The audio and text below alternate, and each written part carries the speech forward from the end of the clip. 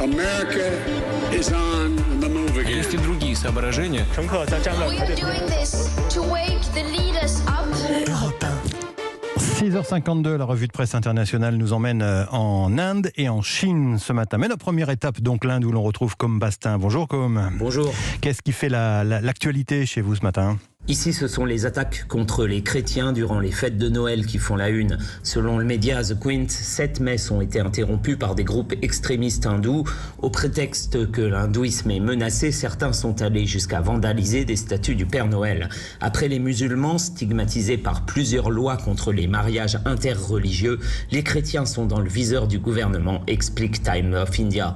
Selon le grand quotidien, l'État du Karnataka pourrait adopter une loi anti-conversion par ordonnance. Elle prévoit jusqu'à 10 ans de prison pour ceux qui se livreraient à des conversions forcées. Mais avant même sa ratification, The Hindu rapporte une forte hausse des tensions religieuses et des agressions contre les chrétiens dans le Karnataka, pas moins de 39 cette année. Et peu importe si la Cour suprême indienne a affirmé que les supposées conversions de masse au christianisme ou à l'islam n'existaient pas.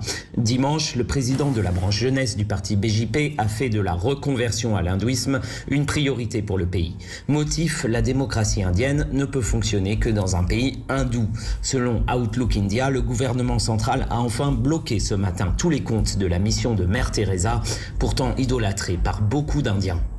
Merci Com Bastin. Deuxième étape, l'Algérie, et non pas la Chine, comme je l'ai dit un peu stupidement. L'Algérie avec notre correspondant Nour Chahine. Bonjour Nour. Bonjour. De quoi parle la presse ce matin à Alger ?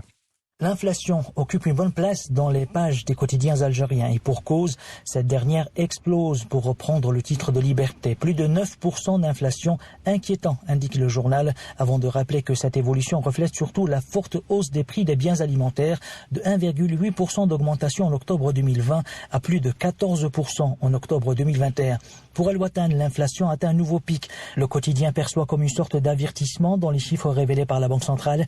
Après plus de 2 ans de pandémie, les répercussions sur l'économie algérienne sont bel et bien là, avec pour principal perdant le pouvoir d'achat des ménages. Face à la hausse généralisée des prix et la dépréciation de la monnaie nationale, il y a un risque d'appauvrissement des classes moyennes déjà affaiblies par les conséquences de la crise sanitaire sur l'économie. L'inflation, si elle touche les particuliers, elle n'épargne aucun secteur, rappelle le Soir d'Algérie. Il cite l'exemple de l'industrie et les services. Et ce ne serait qu'un début. D'après le site d'information en ligne Tout sur l'Algérie, les Algériens risquent de subir une inflation à 2 chiffres tout au long de l'année 2022. Une déclaration inquiétante d'un expert, reprise par le site en guise de titre. Nour Chahine, correspondant d'Europe 1 à Alger. Merci Nour. La revue de presse internationale, c'est tous les matins sur Europe 1 à 6h52.